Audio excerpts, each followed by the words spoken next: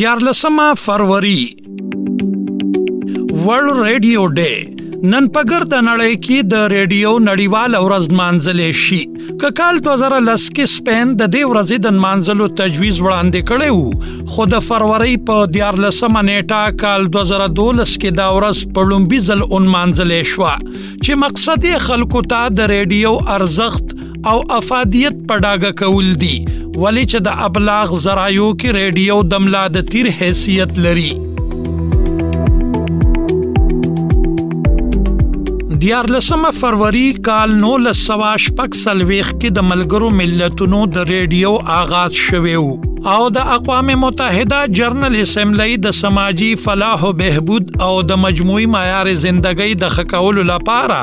14 فروری د ورلد ریډیو ډے سره منسوب کړي.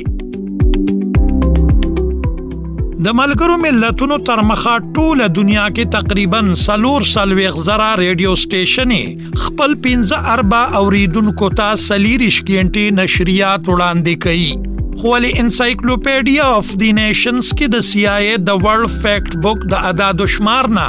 د مرتب کړي شو حقایقو تر مخه نړۍ کې دا وخت 60,000 او د 500 نه زیات ریډیو سټیشنې کار کوي او د ریډیو نشریات دا وخت د دنیا 95 آبادی ته رسولې شي. ریډیو کو پړومبي ځل کال 1890 لسیزه کې کار شروع کړي، خو نن هم دغه مهم میډیم آزاد او خپلواک پریس کې یو ځانګړی کردار لوبي او هر هفته ټوله دنیا کې اندازن 3 ارب خلکو ته معلومات ورکوي. د مارکونی ایجاد ریډیو نن هم خپل ارزښت په ځای ساتلې دی او هر قسمه حالاتو کې د ریډیو نکار اخیسته شي. که جنگي حالاتو کې ریډیو د پروپاګاندا په تور استعمال شوه نو چا دغه سنجیده میډیم د اولس د خبرتیا آگاهی په توګه هم کارولې دی. د ساينس د پریوانه ایجاداتو باوجود نن هم ترقی یافته هیوادونو کې د ټولو نه زیات ریډیو اوریدلې شي چې پکې د امریکای نوم خخ کار دی.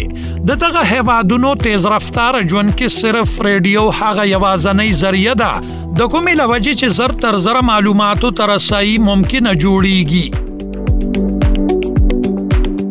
هندوستان کې د شلمې صدۍ 3 لسیزه کې ممبئی، لاهور، پیښور او ډاکا کې د ریډیو د باقاعده نشریاتو آغاز وشو او هغه وخت د برتانی حکومت د خپل سیاسي مقصدونو او چرته د عوامي تفریح لپاره دغه میډیم ښه استعمال وکړو او هم د ریډیو لاهور نه د شپې د قیام پاکستان اعلان شوه. د پاکستان د جوړېدو نه مخکې کال 1915 کې د پیښور ریډیو سټیشن قائم شوی وو، ولې د قیام پاکستان وروسته د ټولو نړومبنې ریډیو سټیشن کراچۍ کې په 14 اگست کال 1948 کې قائم کړی شو.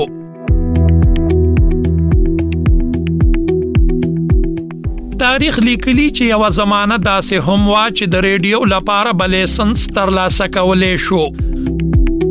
د تاریخ د پاڼو نه پته لګي چې کال 1988 کې د ریډیو سالانه فیس 19 روپۍ وو، کوم چې هغه وخت ډیر لوی رقم وو، نو ځکه د ریډیو اخیستل د هر چا د وس خبره نه و. خو ولنن د ریډیو استعمال په ټوله دنیا کې عام شوه او ترقی یافته ملکونو کې او یا فیصد کورونه داسې دي چرته چې ریډیو سیټ موجود دی. د یونیسکو تر مخه د کال 2006 نه د کال 2014 ترمنځ شوی یو تحقیق کې دا خبره مخه ته راغلی چې ټوله دنیا کې د ریډیو د نشریاتو اوریدونکو شمیره سالانه د 28% رفتار سره زیاتیږي او د دې غټه وجه دا ده چې زیاتره خلک د روایتي سیټ په ځای په موبایل فون د ریډیو نشریات اوري. د دې باس نه دا خبره ثابتېږي چې ریډیو نن هم د خبر رسانۍ تیزه، ارزانه او اسانتري نظریه ده او هغه سیمې او علاقې چرته چې د ذرایع ابلاغ د نورو ذرایعو رسایي ممکنه نه ده، هغه ځای خلک د معلوماتو او تفریح لپاره په ریډیو انحصار لري. پاکستان کې که په سرکاري کچ د AM ریډیو سټیشنو وجود لرو خود اف ام ریډیو آغاز د محترمه بینظیر بټو شهیدی په دویم دور کې وشو چې کله کال 1994 کې لومبني اف ام ګولډ نومي ریډیو د خپل خبرونو خورول شروع کړو. د یو محتاط اندازې تر مخه دا وخت ټول ملکی د یو نیم سل نه زیات اف ام ریډیو سټیشنو خپل نشریات په باقاعده توګه جاری ساتلي دي. دا حقیقت ته چې د مقامی چینلو په شمیره کې خو زیاتوالی روان دی،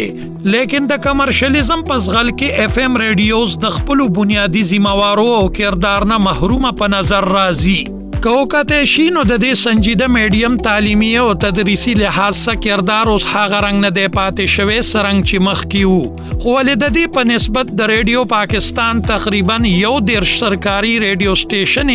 خپل اوریدونکو ته معیاري او سنجیده پروګرامونه وړاندې کوي.